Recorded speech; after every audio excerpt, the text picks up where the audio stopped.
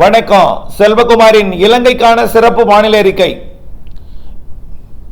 2025 December 22 திங்கட்கிழமை அதிகாலை நிலவர வானிலை அறிக்கை. இப்போ இந்த அறிக்கையை நான் பதிவு செய்யப்படுவதற்கான காரணம் என்னன்னா, நேற்றைக்கு ஒரு செய்தி அறிக்கையில் பார்த்தேன், இலங்கை செய்தி அறிக்கையிலையும் ஒரு ஊடகத்திலையும் இலங்கையில் மழை நிறைவடைந்து விட்டதாக தெரிகிறது, படிப்படியாக மழை குறையும் என்று தெரிகிறது. ஆகவே இனிமேல் மறு அமர்வு அதாவது மீண்டும் தங்களுடைய இருப்பிடத்திற்கே குடியமர்வு பணியை தொடக்க இருக்கிறார்கள் என்றும் கேள்விப்பட்டேன். ஆனால் மழை விலகவில்லை விலகவில்லை விலகவில்லை என்று சொல்லிக்கொண்டே இருக்கிறேன். நன்றாக புரிந்து கொள்ள வேண்டும். அந்த இதுலையும் போய் கமெண்ட்ஸில் போட்டிருந்தா மழை விலகவில்லை என்று வானிலை அறிக்கையும் பதிவிட்டிருந்தேன். அப்படி பதிவிட்டும் கூட அங்கிருந்து ஒரு பெரிய அளவிலே அப்படியா என்று கூட கேட்கவில்லை. அப்படியே ஏதோ நிவாரணம் போன்றவை தொடர்பாக மட்டுமே எங்களுக்கு அது கிடைக்கவில்லை கிடைக்கவில்லை கிடைக்கவில்லை என்று தகவல் மட்டுமே வருகிறது தவிர மழை இருக்கிறதா என்று கூட முன்னெச்சரிக்கை எடுத்துக்கொள்ள வேண்டும் என்று சொன்னது கூட பதில் கூட சரியாக இல்லை. இருந்தாலும் ஒன்றே ஒன்று நினைவுபடுத்த கடமைப்பட்டிருக்கிறேன். இலங்கையில் கடுமையான ஒரு வெள்ளப்பெருக்கு ஏற்படும், நிலச்சரிவு ஏற்படும், புயல் பாதிப்பு ஏற்படும் என்று அங்கே காற்று சுழற்சி உருவாவதற்கு முன்பே ஒரு காற்று சுழற்சி உருவாகும் என்றும் காற்று சுழற்சி 2 உருவாகும் என்றும் அவை ஒன்றிணைந்து இலங்கையின் தெற்கு பகுதி வழியாக வடக்கு நோக்கி பயணிக்கும் என்றும் மிக மெல்ல நகரும் என்றும் உங்களை எங்கே செல்ல சொல்ல தெரியவில்லை என்றும் நிலம் சரியும் எப்படியெல்லாம் முன்னெச்சரிக்கை எடுக்கணும்.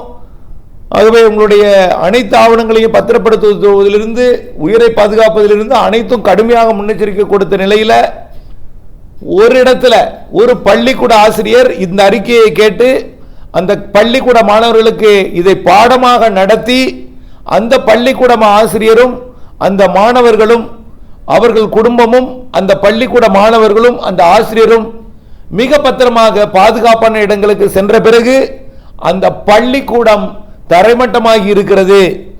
தரைமட்டம் இல்ல, தரைமட்டமானதில் அப்படியே மூழ்கடிக்கப்பட்டு காணாமல் போயிருக்கிறது அந்த பாடசாலை என்கின்ற தகவலும் கிடைக்கப்பெற்றது.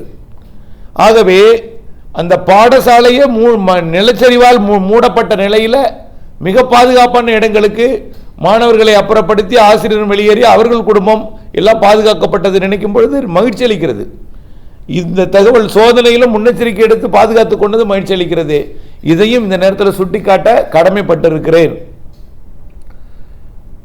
இதன் அடிப்படையில் வரக்கூடிய நாட்களில் மழை இருக்கிறது என்கின்ற தகவலை உங்களுக்கு சொல்றேன். பிப்ரவரி 10 வரை இலங்கையில் முன்னெச்சரிக்கை தொடரட்டும். நீங்க கூட நேற்றைக்கு கூட பல ஊடகங்களில் கேட்டிருப்பீங்க, நிலச்சரிவு புதிதாக ஏற்பட்டிருக்கு.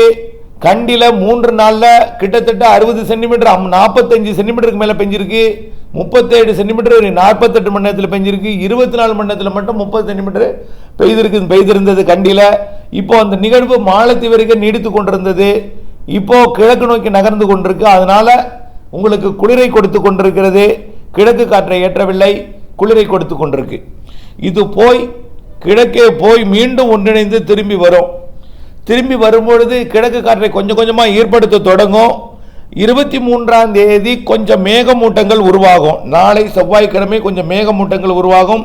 தூறல் நனைக்கும் மழைப்பொழிவுக்கு வாய்ப்பு இருக்கு. இந்த அறவே மேகமே இல்லாமல் போவதும் குளிரை கொடுப்பதும் உங்களுக்கு ஒரு மீண்டும் மழை விலகிவிட்டது என்கின்ற மனநிலைக்கு போகிறீங்க. உங்களுக்கு அப்படியே மேகமூட்டத்தை கொடுத்துட்டே தூறல் கொடுத்துட்டே இருந்தால் தான் தொடர்ந்து முன்னெச்சரிக்கை இருப்பீங்கன்னு நினைக்கிறேன்.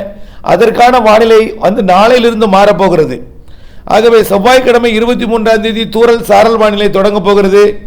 நாளை மறுதினம் புதன்கிழமை 24ஆம் தேதி கூடுதல் பரப்பில் தூறல் சாரல் இருக்கும். 25ஆம் தேதி கிறிஸ்துமஸ் அன்றைக்கும் கூட லேசான தூறல் சாரல் இருக்கும். ஆனால் பெரிய மழை இல்லை. ஆனால் ஒரு நனைக்க மழை லேசான மழையாக இருந்து கொண்டு மழை நிறைவடையவில்லை, பருவமழை இன்னும் இருக்கிறது என்கின்ற தகவலை உங்களுக்கு சொல்லிக்கொண்டு இல்லத்திற்கு மீண்டும் திரும்பாதபடி நான் சொன்னால் கேட்க மாட்டீங்க. அது இயற்கை உங்களை அச்சுறுத்தி கொண்டே இருக்கும். அந்த அச்சுறுத்தல் 23, 24, 25, 26, 27 தேதிகளில் இருக்கும். பிறகு என்ன ஆகும்னா 28ஆம் தேதியிலிருந்து லேசான மழையா மாறி மிதமான மழையா மாறும். 29ஆம் தேதி கனமழையா மாறும். அந்த நிகழ்வு நெருங்கி வந்துடும். 30, 31 கன, மிக கன, அதிகன, அதீத மழைப்பொழிவும் வாய்ப்பு இருக்கு. 30, 31ஆம் தேதி இலங்கையில் கன, மிக கனமழை, அதிகனமழை, அதீத மழைப்பொழிவிற்கு வாய்ப்பு இருக்கு. குறிப்பாக இலங்கையின் கிழக்கு கடலோரம், ஒட்டுமொத்த கிழக்கு கரை எல்லாமே, திரிகோணமலை மற்றும் அப்படியே கல்முனை, அம்மந்தோட்டா வரைக்குமே கிழக்கு கரையோரம் முழுவதுமே கனமழை காத்திருக்கு. அந்த மழைப்பொழிவு உள்ளே வந்து கண்டி வரை படிப்படியாக ஏறி வந்து 30, 31 கண்டி உட்பட, புத்தளம் உட்பட, தலைமன்னார் மற்றும் யாழ்ப்பாணம், காங்கேசன் துறை உட்பட டிசம்பர் 29, 30, 31ஆம் தேதி கன, மிக கனமழை பொழிவை கொடுக்கும். இது டிசம்பர் மாத இறுதி நிகழ்வு, இறுதி அமைவு. ஆகவே 29ஆம் தேதி தொடங்கும் வரை 30, 31 கனமழை இருக்கிறது என்பதை நினைவில் கொண்டு, வெடிப்பு ஏற்பட்டிருக்கக்கூடிய இடங்கள்ல கண்டிப்பா இருக்கக்கூடாது. நேற்று கூட தகவல் இருந்துச்சு, புதிதாக வெடிப்பு ஏற்பட்டிருக்கிறதாக சொன்னீங்க. புதிதாக வெடிப்பு எப்படி ஏற்பட்டுச்சு? எங்கேயோ ஒரு இடத்துல லேசான வெடிப்பு.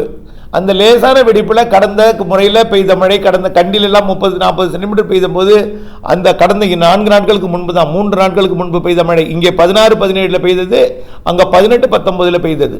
அங்கே 18-19 பெய்த பொழுது அந்த புதிதாக ஏற்பட்ட வெடிப்பு காரணம் என்ன? எங்கொரு இடத்துல ஏற்பட்ட வெடிப்புல தண்ணி புகும் பொழுது என்ன ஆகும்? அங்கே வெடிப்பு பெரிதாகும். வெடிப்பு பெரிதாகும் பொழுது உங்களுடைய புதிய வெடிப்பு ஏற்படும் உங்க பகுதியில். இப்படித்தான். ஆகவே வாழை எங்குமே கொஞ்சம் பிரச்சனையாக தான் இருக்கும்.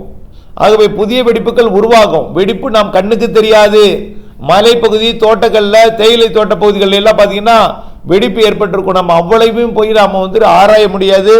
ட்ரோன்கள் வச்சு பார்த்தால் கூட செடி கொடிகளுக்குள்ள எங்க வெடிப்பு இருக்குன்னு கண்டுபிடிக்க முடியாது. ஆகவே உள்ளே ஊடுருவி பார்த்தால் மட்டும்தான் அதெல்லாம் தெரியும். அந்த வெடிப்புக்குள்ள தண்ணீர் புகும்போது என்ன ஆகும்? இலகி போய் புதிய வெடிப்புகளை உண்டாகும்.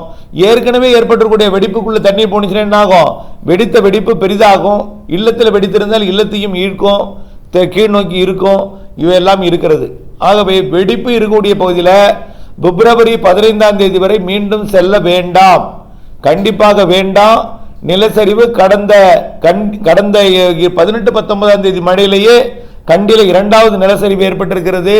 மீண்டும் நிலச்சரிவு இந்த மாதம் 29, 30, 31லையும் ஜனவரி முதல் வாரத்திலையும் இருக்கு. ஜனவரி 10 தேதிக்கு மேல மேலும் இருக்கு. ஜனவரி இறுதி வரை இருக்கு. பிப்ரவரி 15 வரை தென்னிலங்கையில், தென்கிழக்கு இலங்கையில் இருக்கும் என்பதில் மாற்றமில்லை. தயவு செய்து மழை விலகவில்லை. இடைக்கால இடைவெளி. இந்த இடைவெளிக்கு குளிர் வந்திருக்கு. நாளையிலிருந்து அச்சுறுத்தும் மேகம், தூறல், நனைக்கும் மழை. 28லிருந்து நேசார மழை, மிதமான மழை. 29 சற்று கனமழை. 30, 31 கன, மிக கனமழை, அதிக மழை என்று படிப்படியாக மழை அதிகரிக்கும். மழை விலகவில்லை. தொடர்ந்து எச்சரிக்கையுடன் இருக்க அன்போடு கேட்டுக்கொள்கிறேன். மழை எச்சரிக்கைன்னா இன்றைக்கெல்லாம் எச்சரிக்கை இல்லை, பெருசா இல்லை.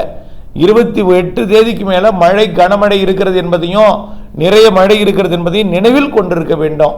அதுக்கப்புறம் அந்த தேதியில் போய் இல்லத்துக்கு போறது, இல்லத்தை போய் பார்வையிட போனவங்க நேற்றைக்கு 2 பேர் சிக்கி கொண்டார்கள். இல்லத்தை பார்வையிட சென்றவர் சிக்கி கொண்டார். இதேபோல பல்வேறு பிரச்சனைகள் இருக்கிறது. பார்வையிட செல்வதென்றால் இப்பொழுது செல்லலாம், 28க்கு மேல் செல்ல வேண்டாம். 27க்கு மேல் அதை முற்றிலுமா தவிர்த்திருங்க. 28, 29 தவிர்த்திடணும். 30, 30 கண்டிப்பா முன்னெச்சரிக்கை தேவை. 30, 31 கண்டிப்பா முன்னெச்சரிக்கை தேவை. அதுக்கப்புறம் ஜனவரி 6ஆம் தேதி வரை தொடரட்டும் முன்னெச்சரிக்கை என்று தான் நாம் அறிவிக்கலாம். இணைந்தே இருங்கள் அப்டேட்ஸுடன். நன்றி.